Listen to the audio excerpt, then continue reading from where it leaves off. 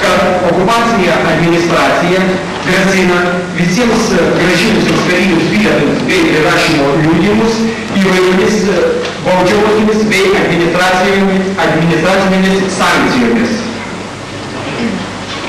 Daugelis iš jų, kurie čia dalyvauja, puikiai žino, kurie remdamiesi šitą akciją vykdo. Tačiau čia yra ir korespondentų, ir svečių, todėl pirmiausia trumpai priminsiu šios visos akcijos esmę, tikslus ir trečios dalies 51 straipsnių. Perskaitysiu aš jau dabar šitą straipsnį. Okupuojant valstybė negali verti blokuojamus asmenys tarnauti jos ginkluotose arba pagalbinėse pajėgose. Bet koks spaudimas arba savanoriško spaudimo lemia provokavimas yra galbūt kariuomenėje, kuri užėmė mūsų tėvynę, išžudė trečdalį tautos ir toliau žudo. Kad mes esame teisūs, tai jau nekartą įrodė oficialių asmenų tylėjimas. Būtent jie visi, kai susitarė, nutrynė Ženevos konvenciją. Jeigu turėtų nors kokį kabliuką ar taškelį užsikabinti teisinių pagrindų, seniai jau būtų užsikabinę ir parodė mūsų visus trūkumus. Tačiau mes esame absoliučiai teisūs. Nuo to dar labiau įsijuto okupacinės kariuomenės karininkai, kurie būtų kitus kariai ir daro atvirai antipabaltišką tokį nusistatymą. Žodžiu, čia gal galima būtų pamatyti, žinant, kad žmogus serga greičio aplink, jam kaip pasakyti, neturi klaidų, tai reiškia, kad jis gali numirti iš baimės. Todėl mes buvome akcijos sąjungos, kitos partijos bei organizacijos, jeigu visą lietuvių tautą vieningai atsisakytų eiti į okupacinę kariuomenę, nieko okupantas mums nepadarytų. Absoliučiai. Jeigu vienas du padeda, galima su tai susitvarkyti, netgi pažeidžiant tarptautinę teisę. Jeigu padeda jau 200-300, jau daugiau, o jeigu visa tauta atsisakytų, nieko nepadarytų.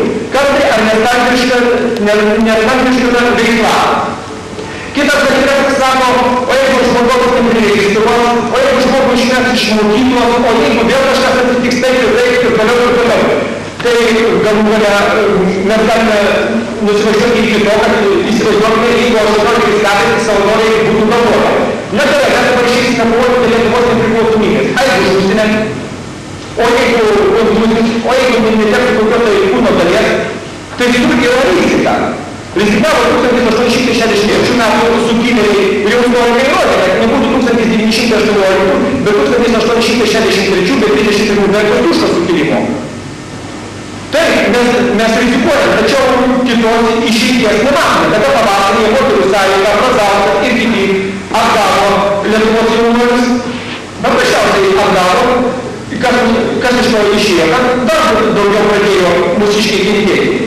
Todėl mes, darydami šią akciją, galime tikrai laimėti. O kitas dalykas, mes turime juos priversti, kad jie laikytųsi savo tarptautinių įsipareigojimų.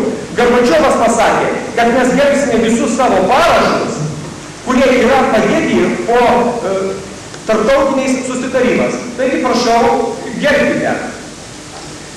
Kodėl dar šiandien vyksta šitas suvažiavimas? Dar dėl to, kad mums iškilo būtinybė sudaryti grupę, kuri greitai reaguos, jeigu kuris nors iš mūsų vienas bus patrauktas kokiai nors atsakomybės.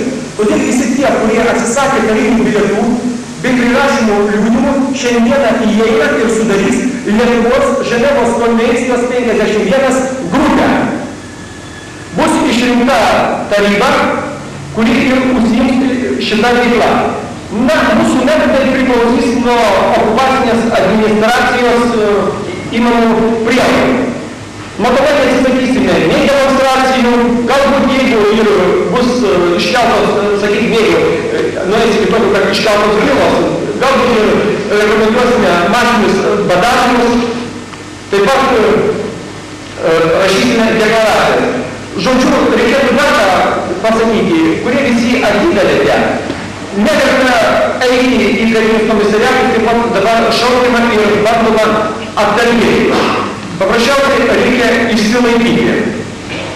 Dabar tik yra parašytas kreipimasis į mūsų pasiuntinį prie Švedijos sosto ir Vašingtone ponas Stasį Lozuraitį, kuriame jis įgaliojimas kreiptis į visas Ženevos konvenciją pasirašusias šalis ir pasakyti apie šį grupų tarptautinės teisės pažeidimą. Paskui šitą įgaliojimą perskaitys Arnas Saujauskas, Lietuvos Laisvės lygos narys. Taip pat dabar bus sudaryta redakcinė komisija, kuri šiandieną paruoš Lietuvos Ženevos konvencijos 51 grupės 3 pareiškimus. Vieną Suvietų nacijų organizacijai, kitą Romos popiežiui ir trečias visoms Ženevos konvenciją pasirašusioms šalims.